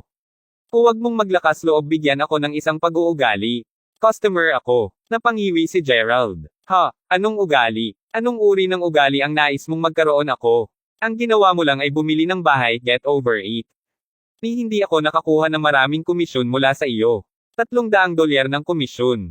O pakiusap kung nais mo itong ibalik iyon, literal na hindi ako nagbibigay ng champagne. Magkaroon nito at hindi na bumalik. Tumura si Luna at tumalikod. Kung siya ay mag-a-apply para sa isang pautang, siya ay maaaring kumita ng higit sa $300 lamang. Gusto pa niyang gumawa ng isang bonus pagkatapos matagumpay na naibenta ang ari-arian. Kung wala ito, baka mabawasan pa ang sweldo ni Luna. Asan ang manager mo? Lahat ba kayo ay isang pangkat lamang ng mga hayop ng walang pangangasiwa? Hindi inaasahan ni Gerald na bibigyan siya ni Luna ng isang masamang ugali sa oras na ito. Ang mga empleyado sa front counter ay pinapanatili lamang ang kanilang ulo, hindi rin pinapansin si Geraldine. Ito ay malinaw na bilang araw na siya ay minura. Bigla, isang babaeng nasa edad na ang lumakad papunta sa lobby. Hoy Luna, ano ang kahulugan nito? Ikaw ang empleyado na may pinakamaraming halaga ng mga benta noong nakaraang taon. Paano ka nakikipagtalo sa publiko ngayon? Panipi. Kabanata 512. Ang lahat ng mga empleyado sa front counter ay agad na tumayo sa pansin at magalang na binati siya. Ginang Millers, maligayang pagdating. Wow, Ginang Millers, maganda pa rin tulad ng lagi. Chimed lahat. Maliwanag na ngumiti si Luna, sinasabing, Ginang Millers, ito lang ang lalaking ito dito, na nagdudulot ng istorbo. Kung hindi ako pinatulong ng pinsan ko na tulungan siya, hindi ko na siya kinausap ng una. Kaya G. Millers, ilan ang mga pag-aari na nais mong bilhin sa oras na ito? Humarap siya sa asawa at nagtanong. Si G. Millers, isang interior designer, ay ang uri upang bumili ng maraming mga pag-aari at bigyan sila ng isang bagong hitsura. Ang mga pag-aari na ito ay inuupahan. Sa makatuwid, siya ay isa sa pinakamalaking customer ng kumpanya. Gusto ko lang bumili ng isa lang sa oras na ito, ngunit kailangan ko ito ng mabilis. Sambit ni G. Millers habang nakayakap sa baywang ang asawa. Pagkatapos ay binaril ng mag-asawa si Gerald ng isang maruming hitsura, tila sila ay nakabuo ng isang pakiramdam ng pagiging higit. Lahat ay dumadayo sa kanila ngunit hindi pinapansin si Gerald kung tutuusin. Sa lugar ng VIP, lahat ng mga matandang kamag-aral ni Gerald ay nakasaksi sa buong pangyayari. Nais ni Lillian na puntahan siya, ngunit tila pinagtatalunan ni Gerald ang kanyang sarili sa ahente. Matapos mag-atubiling saglit, nagpa siya si Lillian na manatili sa pwesto. Bukod dito, napakatindi upang lumapit sa kanya, ngayong napahiya siya. Kung ang sino man ay direktang lumapit sa kanya, maaaring masira ang kanyang kumpiyansa sa sarili. Si Luna, na tila galit pa rin, ay nagbigay kay G. Millers ng ilang mga dokumento. Pagkatapos ay lumingon siya sa isang maliit na batang babae sa likuran niya at inabot sa kanya ang natitirang mga dokumento sa kanyang mga kamay. Hoy, Nikki, kakailanganin mong hawakan ang customer na ito mula ngayon. Ang kailangan mo lang gawin ay baguhin ang aking pangalan sa iyo. Oh, at ililipat ko sa iyo ang $300 ng komisyon sa pamamagitan ng PayPal. Siya na ang makitungo ngayon. Madugong impyerno. Matapos matiyak na nakagawa ng wastong pagbabago si Nikki, sinaman niya ng tingin si Gerald saka humarap kay G. Millers na may nakagagalak ng ngiti na nakapalitada sa mukha. Sa kabilang banda, isang malambing na tinig ang nagsalita, Mr. Crawford, makikipagtulungan ako sa iyo ngayon. Kung mayroon kang anumang mga katanungan, ikaw, huwag mag-atubiling magtanong. Si Nikki ay tila napahiya, at siya ay napakabata para sa isang ahente, siya ay higit sa 21 taong gulang. Malamang bago siya sa trabaho. Gayunpaman tila naging madamdamin siya sa kanyang trabaho sa kabila ng bahid ng kaba sa kanyang mga mata. Malamig na sinulyapan ni Gerald si Luna, saka ngumiti ng mahina kay Nikki, sige, maipakita mo sa akin ang layout ng dalawang gusaling ito. B1 at B2, mangyaring. Okay, sir, bibigyan kita ng isang maikling pagpapakilala. Tumango si Nikki. Nikki, nakabili na siya ng bahay. Malamang sinusubukan lang niya na sayangin ang oras mo. Bakit ka pa nag-abala? Sabihin mo sa kanya na umalis kung wala siyang ibang negosyo dito, at makakuha ng buhay. Kinutya ni Luna nang marinig ang usapan nila. O Luna mahal, bakit abala ang pakikipag-usap sa kanya? Marahil ay hindi siya nagmamay-ari ng higit sa 3 mga pag-aari. Iyon ang dahilan kung bakit patuloy niyang nais na tumingin sa iba't ibang mga pag-aari. Nakakaisip, sasabihin ko sa iyo.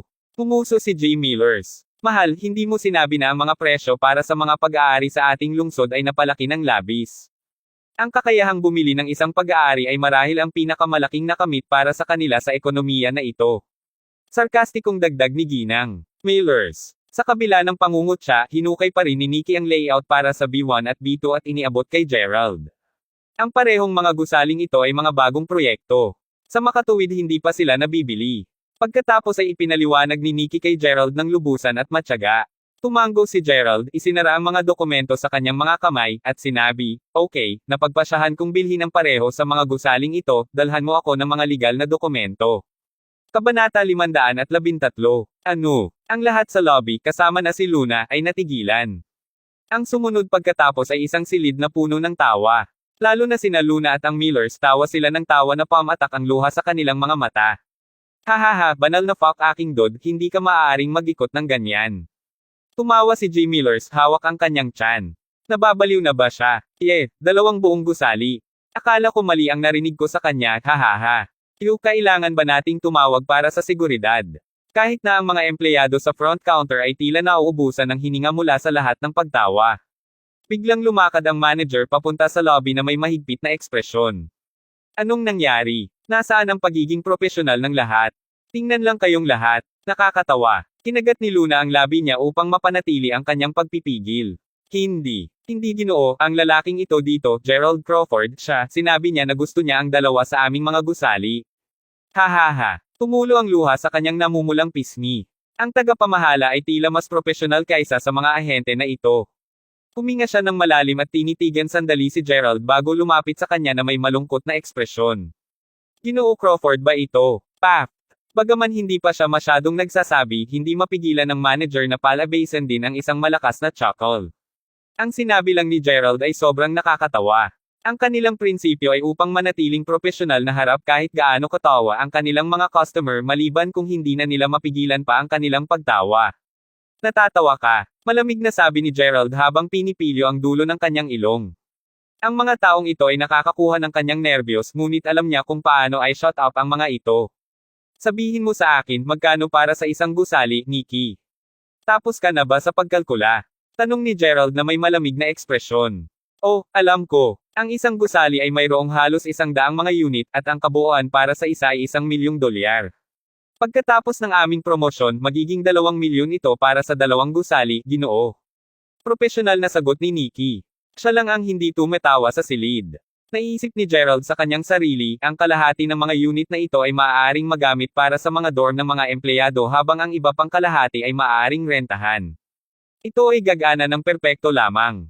Sa oras na iyon, may kukunin akong kawad ngayon. Dalhin mo sa akin ang mga dokumento. Sambit ni Gerald habang nilalabas ang phone niya. Pagkatapos ay tumawag siya at sinabi, magpadala ng 2 milyon sa real estate center na napuntahan ko, ng cash. Sumandal si Gerald sa front counter matapos mabitay, pinagmamasdan pa rin ang grupo ng mga taong hysterically na tumatawa. Iniisip niya kung itutuloy nila ang pagtawa sa kanya sa paglaon. Sir, pakalma lang po. Hindi mo basta-basta mapipirmahan ang mga dokumentong ito. Nakahinga ang manager at pinayuhan. Hindi siya pinansin ni Gerald at umiwas ng tingin. Makalipas ang 20 minuto, isang malaking truck ang nakaparada sa harap ng real estate center, at ni kahit na ang seguridad ay hindi ito mapipigilan.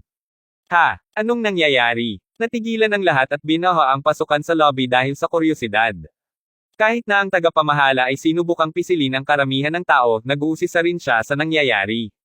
Sa sandaling ito lamang tumunog ang telepono ni Gerald.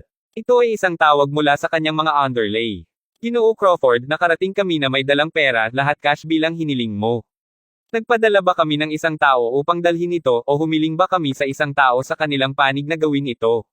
Tanong ni Underling. Alam niyang may kung ano ang nasa up nang marinig niya si Gerald na nagsasalita sa isang inis na tono habang tumatawag sa telepono. Sa makatuwid, nagpa siya siyang maging sanhi ng isang eksena ng kusa. The hell with that, sinabi ni Gerald habang pinirmahan ang mga dokumento. Itinapon niya ang ballpen sa lupa, itapon lahat sa harap na pasukan.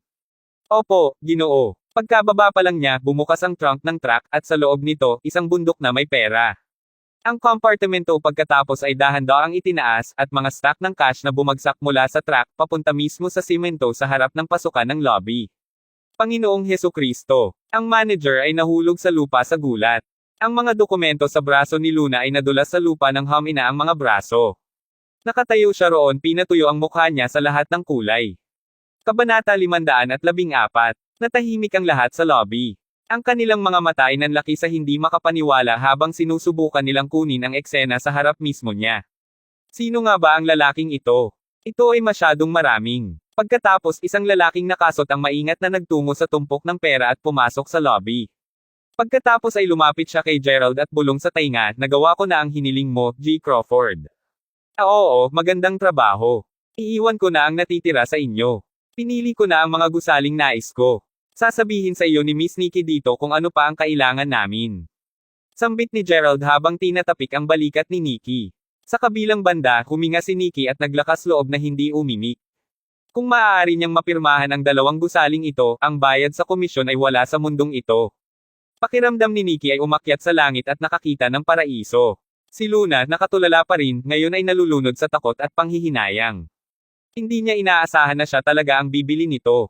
Kung hindi dahil sa kanyang pag-uugali, maaaring siya ang kumita ng napakalaking halaga ng mga bayarin sa komisyon. Hindi na niya kailangang magtrabaho sa natitirang buhay niya pagkatapos nito. Ngunit sa kasamaang palad, 20 minuto lamang ang nakalilipas kung saan itinalaga na niya si Nikki kay Gerald, ang mukha ni Luna, na namumula sa tawa kanina na pinatuyo ng lahat ng kulay nito, ay namumutla na sa takot. Ang mga empleyado na hindi pinansin ng Gerald ay masyadong nagulat sa kanilang core. Tulad ng para sa Millers, nakatayo silang nakatabi na nakabukas ang mga bibig, blankong nakatingin sa mga tambak na salapi. Nakakahiya naman. Nais ni Gerald na mapanatili ang isang mababang profile. Kahit na binigyan siya ni Luna ng kaunting pag-uugali, hindi niya nais na mapahiya pa ito. Gayunpaman, ang mga taong ito ay nagpatuloy na tretuhin siya tulad ng dumi, at hindi niya lang ito hinayaang dumulas. Kung ginawa niya ito, marahil ay durugan nila ang maliit na kumpiyansa sa sarili na mayroon siya sa loob ng kanyang sarili. Ngunit sa lahat ng nakatingin sa kanya na may gulat na ekspresyon, naramdaman ni Gerald na medyo nahihiya dahil sa naging sanhi ng isang eksena. Sa makatuwid, nagpa siya siyang umalis na. Ito ay magiging medyo mahirap kung ang isang kakilala niya ay nakapansin sa kanya ngayon, ngunit ang kapalaran ay nakakatawa lamang tulad nito. Paglingon ni Gerald, nadapa ang kanyang mga mata sa ilang pamilyar na mukha. Sa lugar ng VIP nakatayo ang lahat ng kanyang mga dating kaklase, Sharon, Lillian, Morgana at Howard, at ilang iba pang mga batang babae. Lahat sila ay nakatitig sa kanya sa sobrang takot na freeze pa rin sa lugar. Gerald, ikaw. Kahit si Lillian ay nauutal sa sinabi niya. Pinagmamasdan nila si Gerald mula sa simula, lalo na nang sinabi niyang bibili siya ng 2 buong gusali at tumawag sa telepono. Ilang sandali lang ang nakakaraan, pinagtawanan din siya ng mga batang babae. Kapag nakita nila kung ano ang bumaba, ang takot ay tumaas sa loob nila. Hindi pa nila nakikita ang pagiging agresibo ni Gerald na ito, bagaman nakilala nila siya sa loob ng maraming taon. Para silang nakatingin sa isang estranghero. Clonk! Bumagsak ang telepono ni Howard sa lupa nang mawala sa kanya ang pagkakakuha nito. Sa tabi niya, nagsimulang mag-hyperventilate si Sharon. Ito ay parang ang kanyang puso ay naistang ng isang pugad ng mga bees. Bagaman inaasahan niya ito, ang pinakapangakakakilabot na bagay ang nangyari. O Sharon, magsisisi ka ba sa ginawa mo kay Gerald nang siya ay naging napakalakas? Hindi, bakit gusto ko? Karamihan sa magagawa niya ay manalo ng isang loterya at gumawa ng mga bagong koneksyon. Gaano siya kahusay sa isang deal? Hindi siya maaaring makipagkumpetensya kay Hayward. Gayunpaman, ang lahat ng ito ay mga dahilan lamang na ginawa ni Sharon para sa kanyang sarili. Ang lahat ng kanyang mga dahilan ay nawasak sa mga piraso tulad ng baso na parang isang humongous boulder ay bumagsak sa kanya. Oh shit, kailan kayo nandito? Agad na inilabas ni Gerald ang kanyang mga kamay sa kanyang bulsa. Ilang segundo lang ang nakakalipas, si Gerald ay nasa huli na niyang dayami, na naging sanhi upang kumilos siya sa paraang ginawa niya. Gayunpaman, kasama si Lillian at ang iba pa sa paligid, hindi niya naramdaman ang pangangailangan na magpanggap na parang siya ay isang uri ng maimpluwensyang tao. Hindi niya ginusto ang pag-arte ng ganyan. Gerald, aking tao, nandito na tayo mula ng simula. Napasinghap si Howard. Kabanata 515. Gerald, nagkakaroon kami ng kaunting pagtitipon at aanyayahan ka namin kasama namin. Sumugod sa kanyang tagiliran si Lillian at nagpaliwanag. Ang lahat ngayon ay nakatingin kay Gerald, naghihintay ng tugon. Mukhang ang makatayo kahit sa tabi ni Gerald ay makakatulong na mapataas ang iyong katayuan. Tinitigan siya ni Sharon, blanco. Patuloy na pinatuyo sa magkahalong damdamin, muli siyang natahimik. O sige, magsaya ka nun. Mayroon pa akong ilang mga bagay na pinapayagan kaya kailangan kong pumunta ngayon. Ngumiti si Gerald. Walang pag-aalangan, lumabas siya agad ng lobby. Mahinang inis si Sharon nang makita niyang naghuhubad si Gerald. Ni hindi siya sumulyap sa direksyon niya. Naalimpungatan, pakiramdam niya ay naririnig niya ang tunog ng kanyang pandurog na puso. Pag-alis ni Gerald sa lobby, dahan-dahan siyang lumakad patungo sa kalsada at nagpas siyang tumawag ng taxi. Gayunpaman, isa pang tinig ang tumawag sa kanya. Gerald, naghihintay ka ba para sa boss? Pagkatapos ay huminto ang isang Camry sa harap niya na nakababa ang mga bintana nito. Si Bianca iyon at katabi niya si Ava. At para sa driver, ito ay isang matapang na lalaki na mukhang kaedad niya ni Gerald. Naalala tuloy ni Gerald na gusto siyang tretuhin ni Bianca sa hapunan, ngunit iginiit ni Ava na sumunod siya. Sa kabilang banda, ayaw ni Ava na imbitahan si Gerald kaya naman napunta siya sa real estate center.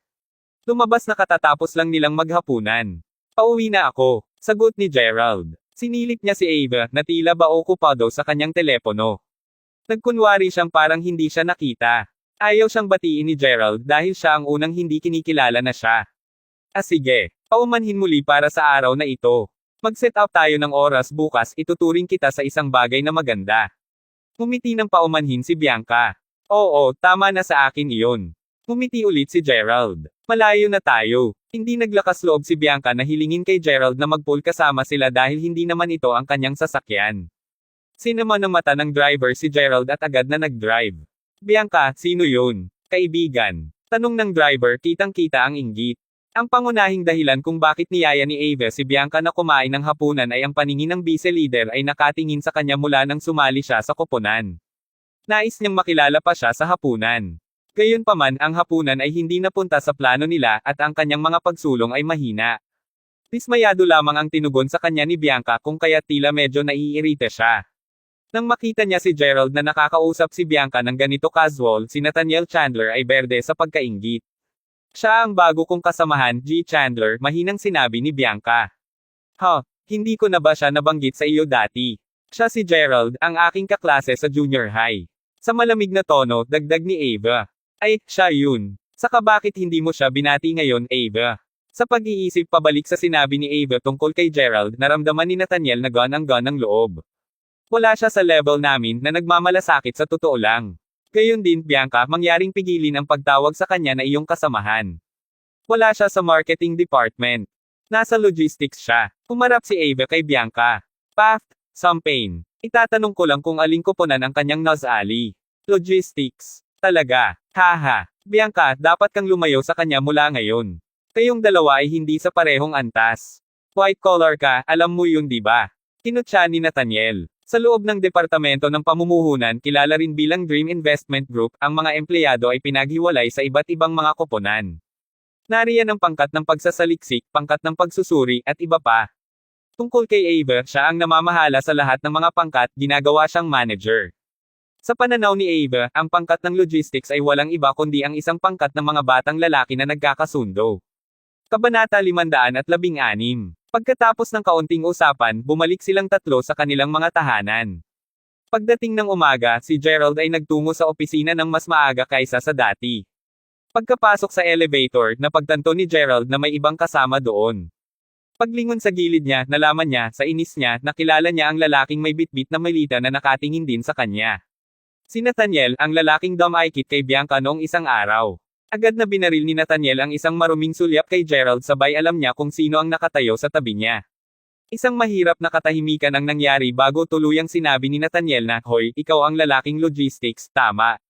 Pamilyar ka kay Bianca, ha?" Nakipagkaibigan ako sa kanya kahapon, tanggap ni Gerald na paalis. Nakita ni Gerald kung paano siya tinignan ni Nathaniel kamakalawa, at alam niya na ang lalaki ay tiyak na may hawak sa kanya. Gayunpaman, alam din ni Gerald na ang pagtitiis sa kanya ay mag-aaksaya lamang ng oras at pagsisikap. Sigurado. Ilayo mo lang sa kanya ang distansya mo. Pinagamot ka lang niya sa hapunan upang maging magalang.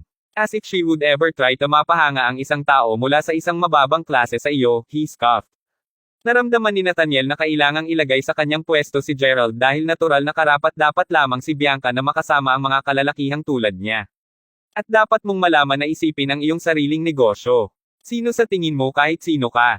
Pinag-uusapan ng tungkol sa mga klase tulad ng ikaw ang magpapasya dyan, sagot ni Gerald bilang ganti. Sa sandaling iyon, isang ping ang narinig at bumukas ang mga pintuan ng elevator. Agad na nag-walk out si Gerald nang wala man lang pakialam na lingunin si Nathaniel. Why ikaw motherfucker? Sisiguraduhin kong ang iyong buhay ay magiging isang impyerno kung ito ang huling bagay na gagawin ko. Sigaw ni Nathaniel, galit na galit. Walang sino man ang nakausap sa kanya ng ganoon noon at hindi niya papayagan si Gerald na makalayo na lang ng ganito kadali. Habang ang galit ay patuloy na tumagos sa pamamagitan ng Nathaniel, si Gerald ay nakarating na sa kanyang mesa. Magandang umaga, Gerald. Bati ng isang boses na babae. Umaga. Nakangiting sagot ni Gerald habang binuksan ang kanyang computer. Nang tumangala siya upang makita kung sino ang sumalubong sa kanya, nasisiyahan siyang malaman na si Faye iyon. Naalala niya noong nabunggol niya si Faye Foster sa araw ng kanyang panayam. Hindi niya alam na siya ay bahagi rin ng koponan mula nang siya ay nasa labas ng pagpapatakbo ng mga gawain noong una siyang sumali. Faye, kaya nandito ka rin. Mula sa alam ngayon ni Gerald, ang koponan ng logistics ay binubuo ng 3 tao. Isang medyo chubby na lalaki, Faye, at si Gerald mismo. Hehe, Gerald, di ba? Alam kong ikaw ito sa sandaling nakita ko ang iyong pangalan sa listahan. Nakalulungkot, hindi kita matatanggap kahapon dahil umalis na kayo sa oras na bumalik ako mula sa pagpapatakbo ng aking mga gawain. Parang mga kasamahan namin ngayon. Bulalas ni Faye. Bago pa siya makapag-reply, may isang babae na lumapit sa kanila. Tinuro niya si Gerald bago sabihin, "Hoy, nandyan ka, tulungan mo ako dito. Dalhin ang USB na ito at mag-download ng hindi bababa sa 20 mga pelikula dito. Kakailanganin ko ito sa tanghali." Tiningnan ni Gerald ang medyo maganda, ngunit medyo malamig at nakareserba na babae na pumutol sa kanilang pag-uusap. Nagulat siya, ito ang parehong babae na nakilala niya ng saglit sa elevator noong isang araw. Naalala niya siya karamihan para sa kanyang pahayag na inaangkin na hindi siya magkakaroon ng pagkakataon sa pakikipaglaban upang makakuha ng trabaho. Ang kanyang pangalan ay Mina Miles, at siya rin ay ipinanganak at lumaki sa Seren County. Habang normal para sa mga nasa departamento ng marketing na magkaroon ng koponan ng logistics na magpatakbo ng mga gawain para sa kanila. Tuldok-tuldok. Pag-download ng mga pelikula. Ngayon ay isa lamang itong walang katotohanan na order. Miss Miles, sa palagay ko hindi angkop na mag-download ako ng mga pelikula habang nagtatrabaho. Kung tutuusin, may iba pa akong trabaho na dapat tapusin din. Nagtatrabaho. Tawag mo sa ginagawa mo. Humihingi lang ako ng maliit na pabor at nagrereklamo ka na. Kung nawawala ang aking oras ng pelikula, maaari mong halikan ang iyong trabaho ng Palm. Inalpak si Mina bago isinalpak ang kanyang USB sa kanyang mesa at umalis. Pagkaalis niya, sinenyasan siya ni Faye na lumapit pa bago buwang ulong, "Hoy, Gerald. Alam mo kung paano mayroong mga nakatagong patakaran sa bawat kumpanya, di ba? Sa gayon, sa isang ito, dapat mong subukan ang iyong pinakamahirap na hindi makuha ang kanyang nerbiyos. Alam mo ba kung sino siya?" Panipi. Kabanata 517. Sino nga ba siya? Tanong ni Gerald. Kaya, si Miss Miles ay pagka-Diyos ng Bise-Pinuno ng Departamento ng Marketing. Mas makakabuti kung napanood mo lang tuwing nasa paligid siya. Bulong ni Faye. Pasimpleng nagkibit-balikat si Gerald at nagpatuloy na gawin ang sinabi sa kanya. Dahil nais niyang ipagpatuloy ang pagiging undercover hanggat kaya niya, maaari din siyang makinig lamang sa kanya. Sa pamamagitan nito, nagsimula siyang mag-download ng ilang mga pelikula. Hoy ikaw, logistics guy, ano ang ginagawa mo sa mundo? Tanong ng isang nasa katanghaliang lalaki na may malamig na tono. Nakatiklop ang kanyang mga braso sa kanyang likuran. Simula nang makaupo si Gerald malapit sa pasukan ng lobby, malamang na naabutan ng lalaki ang screen ng computer ni Gerald. Sa likod ng lalaki, nakatayo ang isa pang empleyado, ngunit hindi ito ang anumang regular na empleyado. Ito mismo ang vice-leader ng pangkat sa pangkat ni Avon na si Nathaniel. Mukhang nasasarapan siya sa palabas at nakangisi siya habang sinasabi, "Mr. Murphy," tila ang empleyado na ito ay nagda-download ng mga pelikula sa oras ng opisina. Haha, paano ballsy? At isipin na ito lamang ang kanyang unang araw sa trabaho. Mapang-akit, sabi ko. Sa isang iglap, si G. Murphy ay nakatayo ngayon diretso sa likuran ni Gerald. Kahit na nagawang mabawasan ni Gerald ang tab, hindi pa niya ito nagagawa ng mabilis upang maiwasan ang matalim na mga mata ni G. Murphy. Tulad ng pag-click ni G. Murphy sa tab, alam ni Gerald na wala siyang pagpipilian kundi ang sumuko sa oras na ito. Pagkatapos ay nagpatuloy na sumigaw si G. Murphy, "Sino ang nagsabi sa iyo na maaari kang mag-download ng mga pelikula sa oras ng pagtatrabaho? Ano ang gagawin mo sa aming kumpanya? Ano ang iyong pangalan?" Sa sandaling iyon, lahat sa lobby, kabilang ang mga empleyado ng koponan ng departamento, ay dumating upang makita kung ano ang tungkol sa ruckus. Kasama sa kanila si Bianca at nang makita si Gerald na nag-aral, naramdaman niya rin na medyo nahiya din siya. "Hindi tulad ng gusto ko." Protesta ni Gerald. "Oh talaga? Kung gayon ano ang nagpagawa sa iyo nito?" Tinanong ni G. Murphy habang pinipilit niya ang issue. "Si Miss Miles ang nagsabi sa akin na i-download ang mga ito." Sigaw ni Gerald habang nakaturo kay Mina. Hindi natakot si Gerald na mapasok sa gulo dahil ang totoong layunin niya ay hindi pa rin magtrabaho doon. Alam ito, tiyak na hindi niya sisihin ang sinuman, lalo na hindi para kay Mina. Sinamantala rin niya ang pagkakataon na obserbahan kung paano hahawakan ng mga nakatataas ang sitwasyon. Si Mina, tulad ng inaasahan, ay galit na galit.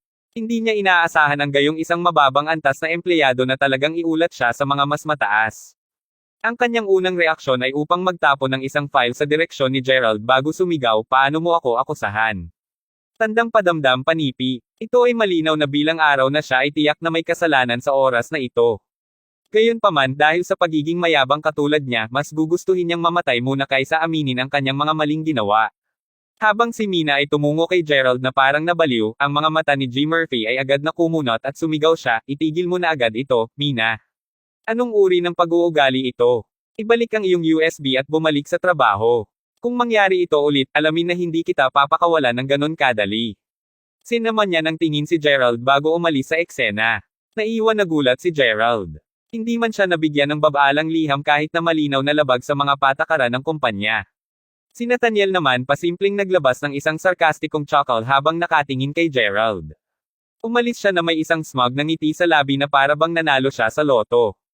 Sa sandaling umalis silang dalawa, namatay ang racket nang magsimula ito. Si Mina ay nagtapos ngayon ng matinding galit sa kay Gerald. Mula sa sandaling umalis si G. Murphy, gagawa siya ng anumang pagkakataong masabi niya ang mga passive-agresibong bagay kay Gerald. Sa mga oras, pipiliin din niya ang pagmumura sa kanya ng walang magandang dahilan. Ang kanyang pangunahing layunin ay upang gumawa ng bawat salita na itinapon niya kay Gerald, at bagaman alam ng buong departamento ang kanyang pang-aabuso sa salita, wala sa kanila ang naglakas loob na magsalita. Malinaw na takot sa kanya ang lahat. Gerald gayunpaman, nagpatuloy lamang sa kanyang trabaho. Pagkalipas ng ilang oras, nagsimulang makaramdam ng pagkainip si Gerald kaya't bumangon siya at tumungo sa mga gents. Gagamitin niya ang pagkakataon na umunat din ng kaunti. Gayunpaman, sa oras na siya ay pumasok sa banyo, sinalubong siya ng matinding amoy ng sigarilyo. Nilito na medyo ilang mga empleyado ang naninigarilyo doon. Kabanata 518. Hey! Hoy Nate, ang bagong lalaking iyon ay talagang napilyo, hindi ba? Maghintay hanggang matapos ang kanyang panahon ng paglilitis. Tiyak na hindi siya pinapayag ng department head. Sabi ng isa sa mga naninigarilyo ng walang pakundangan. Tama ang nakuha mo. Naglakas loob siyang umakyat sa nerbiyos ni Nate. Tiyak na gagawin ni Nate ang buhay ng lalaking iyon bilang isang bangungot hanggat nandito pa siya. Nagdagdag ng ibang lalaki. Ballsy to say the least. Ay tornilyo ko rin siya kung ganon.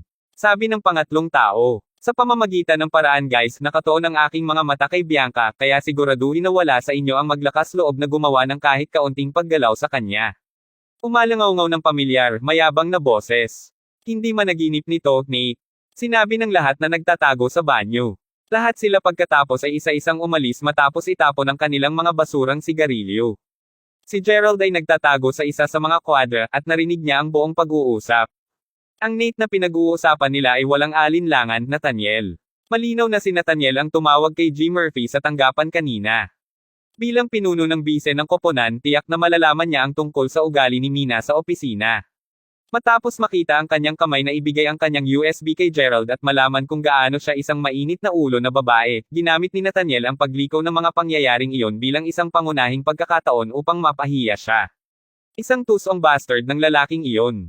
Kahit na narinig ni Gerald ang mga alingaw-ngaw ng mga empleyado na naglalaro ng marumi sa loob ng workforce, hindi niya inaasahan ang pagharap sa gayong paggamot sa unang araw ng trabaho. Malinaw na nakita ni Nathaniel si Gerald bilang isang karibal sa pag-ibig ngayon at nais na siya ay umalis sa lalong madaling panahon. Isa gayon ang dalawa ay maaaring maglaro sa larong iyon. Nasa isang palabas ka, naisip ni Gerald sa sarili. Pagkatapos ay nagpatuloy si Gerald sa kanyang araw sa kabila ng pagkakaroon ng pakikitungo sa idinagdag na maasim na pahayag mula kay Mina. Ilang sandali pa matapos ang pagpapatakbo ng ilang mga gawain, bumalik siya sa opisina upang hanapin ang lahat na nakatayo sa pasukan. Wala sa kanila ang tila may balak na umalis. Sa halip tila naghihintay sila para may kukunin sila at ilan sa kanila ay nasa kanilang mga telepono pa. Si Faye at ang chubby guy mula sa kanyang koponan ay naghihintay din doon. Ano pa ang hinihintay ninyo? Nakangiting tanong ni Gerald. Ha? Anong ibig mong sabihin? Hindi mo ba natanggap ang text, Gerald? Tanong ni Faye bilang ganti, malinaw na nagulat. Text. Sa gayon, ang departamento ng marketing ay nag-host ng isang maligayang pagdiriwang para sa mga bagong dating. Para sa inyong dalawa, alam mo. Kaya nandito tayong lahat. Naranasan ko rin ito noong una akong sumali, at masaya talaga ako. Sa palagay ko hindi talaga ako napabatid tungkol dito, sagot ni Gerald habang tinitingnan niya ang anumang mga bagong mensahe sa kanyang telepono. Patanjin ako. Kinuha ang kanyang telepono, ini-scroll niya ang kanyang mga unang mensahe at nakita na hindi siya nagsisinungaling. Wala talagang mga teksto tungkol sa pagdiriwang. Pagkatapos ay nilabas ni Faye ang kanyang sariling telepono at ipinakita kay Gerald ang mensahe na natanggap niya. Sinulat nito, Marketing Department, maligayang pagdating ng partido ng buwan. Faye Foster, Room 202. Isa gayon ito ay ganap na hindi tinawag para sa. Inimbitahan nila ang lahat, ngunit ako. Napaisip si Gerald sa sarili. Bagaman alam niya na hindi niya dapat sayangin ang kanyang oras o lakas na magalit sa ganoong isang maliit na bagay, ramdam pa rin niya ang kanyang dugo na kumukulo sa ilalim ng kanyang balat. Saang silid ka ba, Gerald? Pareho ba tayo? Tanong ni Bianca na naglalakad palapit sa kanya. Hindi ako naimbitahan, sabi ni Gerald sa isang mahinahon na tono bago bumantong hininga. Ano? Hindi pwede yun. Siguro si Miss Miles at G. Chandler ay simpleng nakalimutan. Tanungin ko agad sila. Sagot ni Bianca. Hindi niya siya pababayaan lamang dahil pareho silang sumali sa kumpanya. Kung paano niya ito nakita, mayroong isang espesyal na ugnayan sa pagitan nila dahil doon. Mabuti naman, talaga. You guys can just go without me, sabi ni Gerald kaagad nang mapagtanto na kapwa sila Mina at Nathaniel ang nag-aayos ng kaganapan. Malinaw na hindi nila siya inimbitahan ng sadya. Habang ang ilan sa mga babaeng katrabaho niya ay nakanguso, simpleng lumakad si Gerald palabas ng lobby na may kaunting-kaunting kalungkutan. Pagdating sa hotel niya, malapit na sana maligo si Gerald nang bigla niyang marinig ang katok sa pinto. Ginoo Crawford, nandyan ka ba? Pinapunta ako ni G. Lyle dito. Panipi. Kabanata 519. Pagbukas niya ng pinto, sinalubong si Gerald ng kalihim ni Zach Lyle. Narito siya upang pirmahan siya ng ilang mga kontrata. Dahil maraming mga proyekto ang isinasagawa, ang bilang ng mga kontrata na pipirmahan ay natural na tumaas din. Kumapit ka, ano ito? Tinawag si Gerald sa sekretarya nang malapit na siyang umalis. Napansin niya ang isang sobre na naiwan sa desk niya. Nang buksan niya ito, nakita niya ang isang stack ng mga tiket sa konsyerto sa loob. Sa sinabi niya, humigit kumulang 50 sa kanila. Well, G. Crawford, dahil 7 magkakaibang proyekto ang isinasagawa ngayon, nagpa siya ang kumpanya na magayos ng isang konsyerto. Halos 30 mga awit ang naimbitahan, at ang bilang na iyon ay hindi kasama ang bilang ng mga banda na nakikilahok din. Nakangiting paliwanag ng kalihim. Tulad ng sinabi ni G. Lyle, marami kang mga kaibigan na nakatira dito sa Seren County. Kaya, sinabi niya sa akin na magpadala ng isang stack ng mga tiket sa iyong paraan.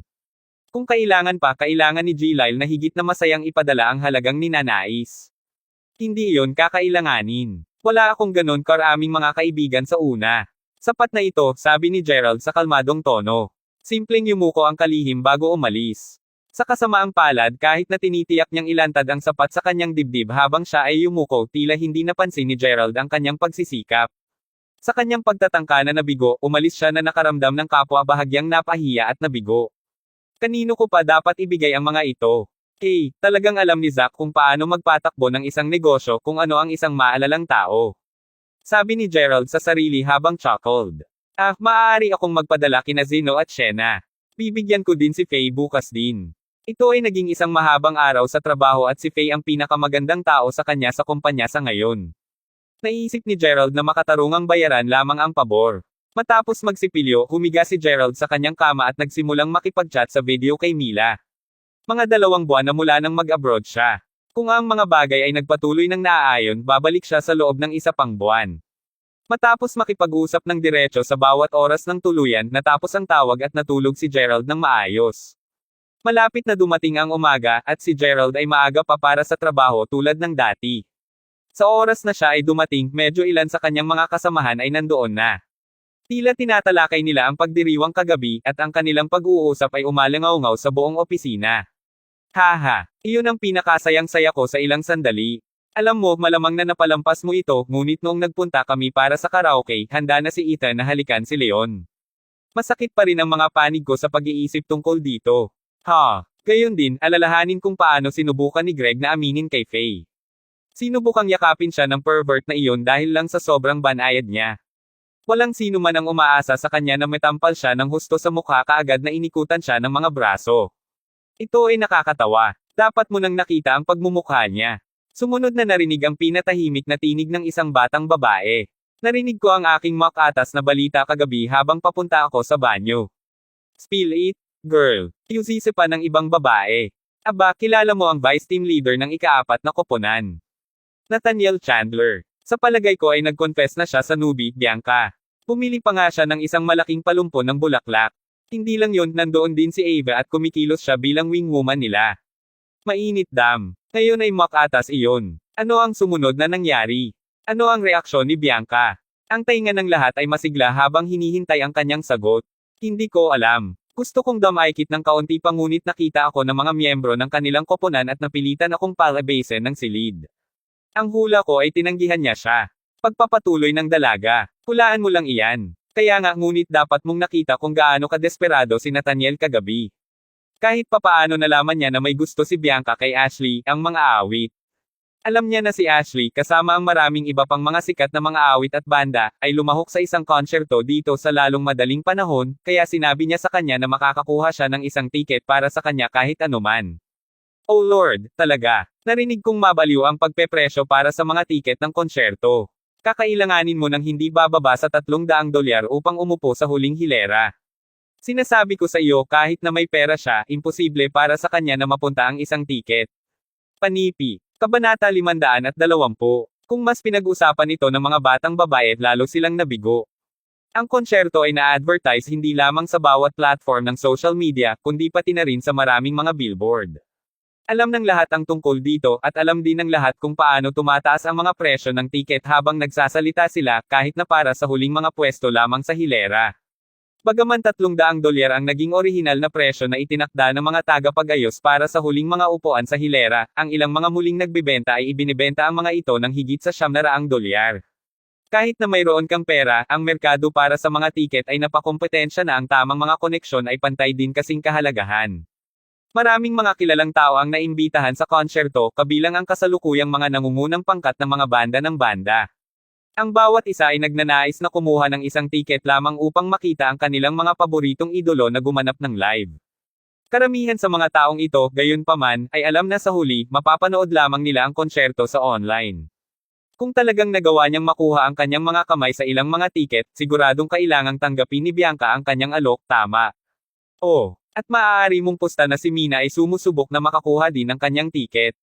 Marahil ay hindi na niya isasaalang-alang ang pagtatrabaho sa araw na iyon. Pasimpleng endorse niya si Kai sa puntong ang kanyang telepono ay puno ng mga reality show at pelikula kasama niya sa mga ito. Hindi niya hahayaang mad-ulash ang pagkakataon sa kanya. Ang pag-uusap ay nagpatuloy sa pag-echo sa opisina.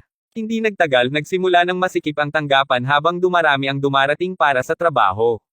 Noon, dumating na rin si Faye. Umaga, Gerald. Sabi ni Faye na may mahinang ngiti. Tila nasa masamang pakiramdam siya. Umaga, Faye. Sagot ni Gerald na may sariling ngiti. Sa narinig kanina, alam niyang hindi eksakto ang kasiyahan ni Faye kahapon kaya pinigilan niyang tanungin siya kung bakit siya mukhang asol. Ay, by the way, Gerald, parang bumili ako ng napakaraming mga bonds. Kumain ka na ba? Sa palagay ko hindi ko matatapos ang lahat ng ito, nais mo ba ng ilan? Inalok si Faye. Bakit salamat? Wala pa talaga akong agahan. Sagot ni Gerald habang kumukuha siya ng tinapay para sa sarili at kinakagat ito sa halip sakam. Habang pinapanood niya ang pag-on ng kanyang computer, napansin ni Gerald na ang background sa desktop niya ay isang sikat na tanyag na tao. Nagtataka, tinanong ni Gerald, "Hoy Faye, gusto mo ba ang tanyag na tao? Narinig kong mag-e-perform siya sa concert." Paglingon sa kanya, tumango ito ng nakangiti bago humigop ng toyo ng gatas. Ako ay. At nasasabik din ako sa konsyerto.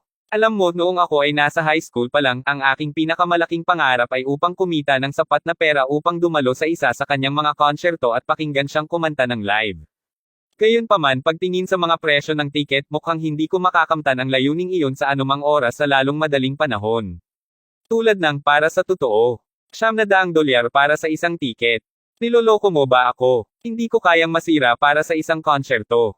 Sabi niya sabay buntong hininga, kitang-kita na nabigo. Pagkatapos ay kumuha si Gerald ng isa pang malaking kagat sa kanyang tinapay at puno ang kanyang bibig, sinabi niya, mayroon akong ilang mga kaugnay na koneksyon, kaya kung nais mo, maaari kitang makuha ng isang tiket.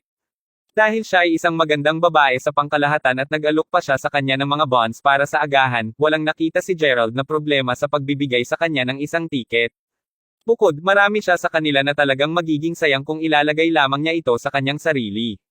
Ano nga ulit? Totoo. Bulalas ni Faye. Kahit na ang kanyang mga mata ay nagningning sa kaguluhan sa sandaling iyon, hindi nagtagal ay nasasalamin nila ang isang maliit na pag-aalinlangan. Hoy, hinihila mo ang pako, hindi ba Gerald? O mayroon bang isang uri ng mahuli? Hindi ako nagbibiro. Narito, mayroon ka. Sagot niya habang kumukuha ng tiket sa kanyang bag at iniabot sa kanya. Iyon ay isang tiket para sa gitnang hilera. Dahil ang lugar na iyon ay medyo naitaas, hindi ito dapat masyadong masikip doon at makakakuha ka ng maraming magagandang larawan. Ano pa, makikita mo ng malinaw ang iyong paboritong mga awit mula doon. Panipi-panipi, tuldok-tuldok-tuldok. Ha. Natigilan si Faye. Hindi niya inaasahan na magiging seryoso siya. Gerald. Ako, maraming salamat. Nauutal na sabi ni Faye habang kinukuha ang tiket sa kanya nang nanginginig ang mga kamay. Nais niyang bayaran siya, ngunit tumanggi lang si Gerald, pinipilit na kunin niya ito ng libre. Matapos ang kanyang agahan, naramdaman ni Gerald na bahagyang nauuhaw kaya't napagpasyahan niyang pumunta sa dispenser ng tubig. Nang malapit na siyang bumangon, isa pang pangkat na mga empleyado ang pumasok sa opisina. Napaka-unfair nito. Inis na boses na babaeng nanggagala habang papunta sa kinauupuan niya. Itinapon niya ang kanyang pitaka sa kanyang desk sa oras na makarating siya rito, at ang lahat doon ay nagulat. Ano ang nangyayari, Miss Mina? Tanong ng isang empleyado. Ang babaeng sanhi ng Rockus ay syempre si Mina Miles.